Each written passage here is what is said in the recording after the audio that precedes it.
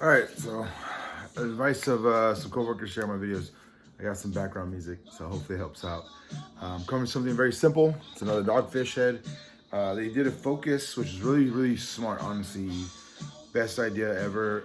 They have their different IPAs that are focused on the minutes.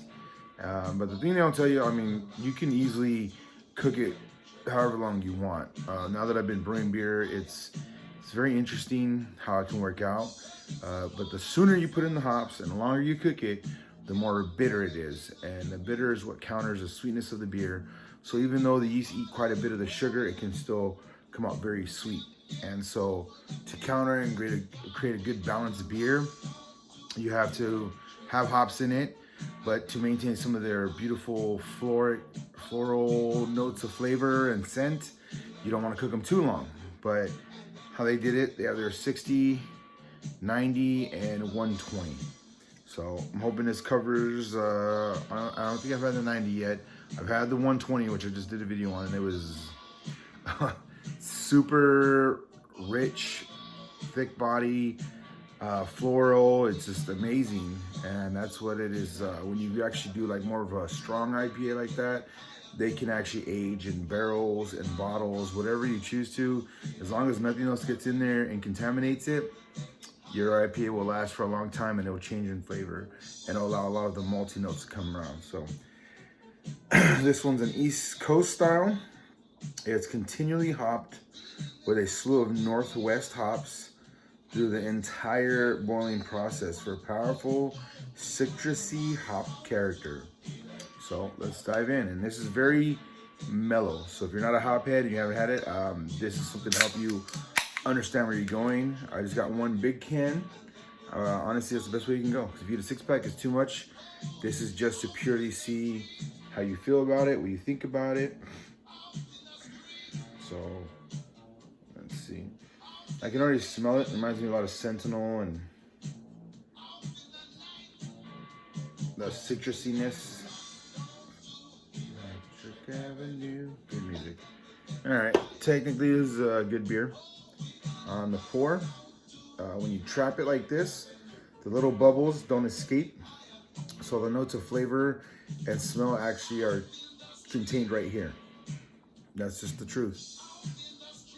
Oh, it smells very hoppy. It's like I'm walking through a field of hops right now. It's vibrant. It's very plant, like the green part, but from hops. So you get the sweet floralness from the hops. Yeah, it's gorgeous. And it can, sometimes it smells like the word would be dank, which is usually where reference to marijuana, but dank is when it's very strong and potent. It can smell wet, or it can smell like very moist. This one smells more on a lighter, not dry yet, but the plant doesn't have that much moisture.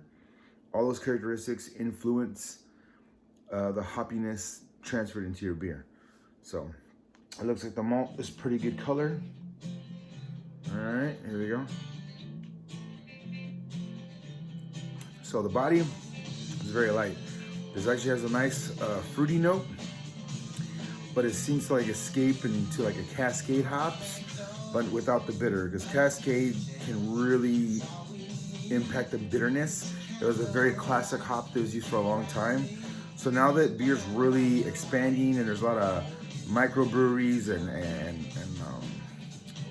craft breweries, like they're really pushing back on the hops again, which is great.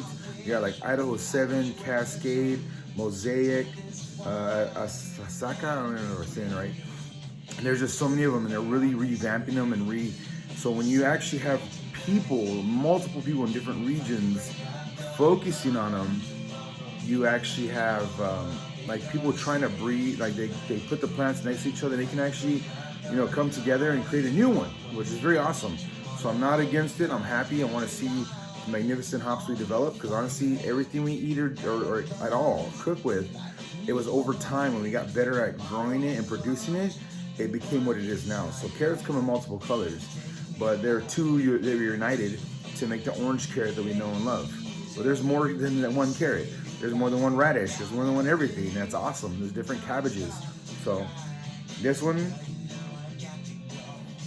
It's not funky, it's very clean, it has that beautiful fruity buttery flavor, and it's very mellow. So off the bat, anybody has never had Dogfish Head 60-minute, this is amazing. It will definitely expand you onto more, because once you get to super hoppiness, putting the different layers, you'll gain a lot of bitterness and it will get extreme. But your alcohol content goes up, your profile starts becoming very complex, and you can actually start venturing through it and finding different notes. So this one, it's almost pear. Yep, it's like it's right there on the nose. But then when you drink it, it has like this beautiful grassy fruity note that just is pleasant. And I recommend this for an everyday IPA to help keep your taste buds going and understanding beer. And honestly, Dogfish Head does a great job. So now we're getting here. Hopefully this is a very informative video. If you're new, just subscribe. If you're on Instagram, follow me. I'm trying my best to help any regular person, anyone that hasn't taken too much time into beer, to understand a little more. So when you talk to other people, it's not complex. It's not, oh, because you're gonna have the people, oh, that's dumb, that's stupid, that's piss beer, blah, blah, blah. And that's just what they use to verbally shield, to maintain that they have a high standard, or to make it seem like they got a high standard. And all you have to do is just stand strong, know your stuff, and they'll talk to you about beer. And then as they're talking, because you held your ground on some basic beer level, they'll start helping you learn information. I do. Like, I talk a lot. But when someone is like spreading knowledge, I become very quiet and I observe and I listen. And it has helped me greatly and helped me have great conversations with other beer people. And honestly, the great beer people, they just love everybody and they want to hang out and they want to have a good time. So hopefully the music's not too loud. I'll adjust it for the next video. But other than that, do be safe. Halloween's around the corner, and have a great month. Until next month, I'll see you soon.